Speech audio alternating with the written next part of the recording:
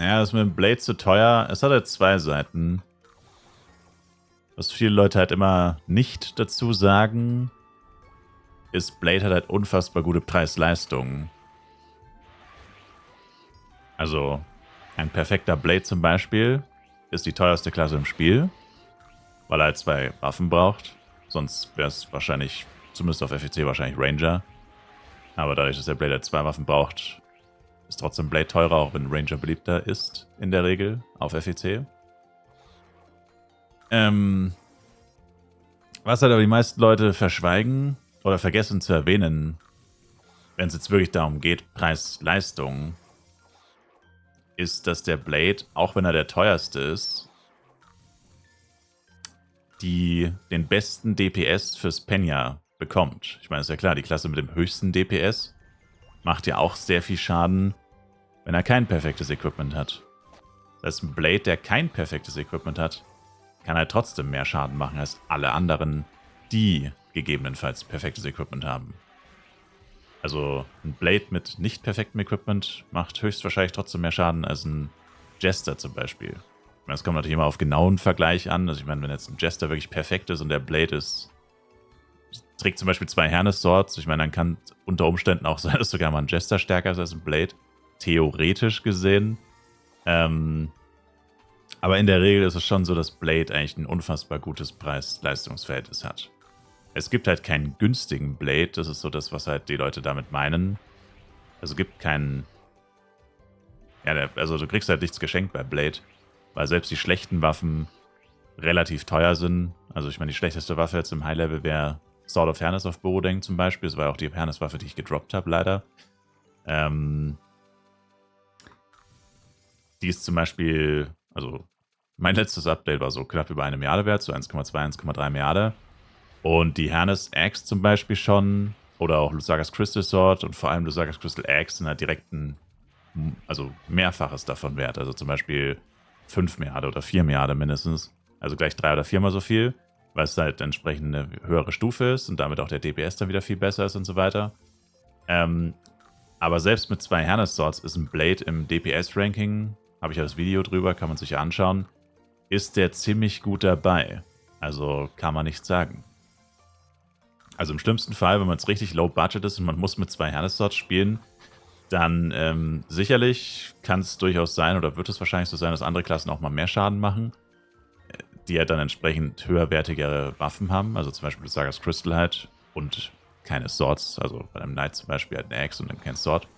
Aber in der Regel wirst du niemals einen DPS-Vergleich sehen, wo der Blade letzter ist oder sau schlecht ist. Das wird nicht passieren. Weil das gar nicht geht quasi. Und das ist eigentlich auch im Low-Level schon so. Also ab 120 würde ich sagen, ist das eigentlich schon so. Und schon wieder Cam Freeze. Ich weiß nicht, was das ist. Manchmal geht es sofort und manchmal geht es stundenlang ohne Unterbrechung. Ja, und wie gesagt, also da finde ich, sind ein paar Leute auch ein bisschen unfair gegenüber Blade, weil ich gehe zwar auch immer vom Endgame-Equipment aus, fairerweise, also ich gehe eigentlich auch immer vom besten Equipment aus, wenn ich Klassen vergleiche. Man braucht ja irgendwo einen, gemeinsamen Nenner, sag ich mal, also was lohnt sich jetzt Bloody-Waffen von Blade versus Lusaga Crystal von irgendeiner anderen? Also ich meine, das macht ja keinen Sinn. Ich meine, irgendwo muss man ja mal sagen, naja, das ist halt das, was man im Endgame haben will. Davon geht man aus. Das DPS-Ranking bei dem höchsten DPS geht ja auch von Lusagas Crystal aus. Das geht sogar von Lusagas Crystal Gold aus und so weiter. Also das ist halt einfach so. Aber trotzdem, wenn jetzt halt jemand die Entscheidung treffen will, ob er Blade spielt, dann kann man ja auch einfach sagen, also klar ist er natürlich am teuersten, aber auch am besten. Aber selbst wenn du jetzt nicht das teuerste Equipment hast, weil du es dir nicht leisten kannst, ist es halt nicht so, dass der Blade dann kacke ist oder so. Oder dass er dann halt keinen guten Schaden mehr macht. Und das ist halt nicht so. Und das ist halt, wie gesagt, etwas, was man halt gerne mal vergisst zu erwähnen. Und dann Leute vielleicht das Gefühl haben, wenn sie nicht Lusagas Crystal Äxte haben, 2 Stück, was halt, wie gesagt, ebenso unfassbar teuer ist, dass es sich dann gar nicht lohnt, den Blade zu spielen. Und das ist halt nicht so. würde ich jetzt mal persönlich behaupten. Und wie gesagt, wer es nicht glaubt, muss sich nur das Damage-Ranking angucken, DPS-Ranking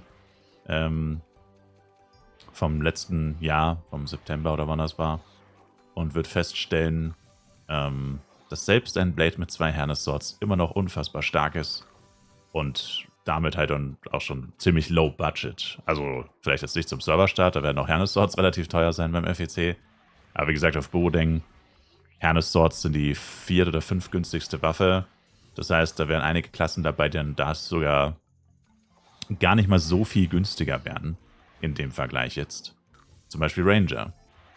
Du kriegst zum Beispiel für 2 Harness Swords kriegst du keinen Harness Bow. Höchstwahrscheinlich. Oder die meiste Zeit hast du wahrscheinlich keinen Harness Bow dafür gekriegt. Auf FEC schon mal gleich gar nicht.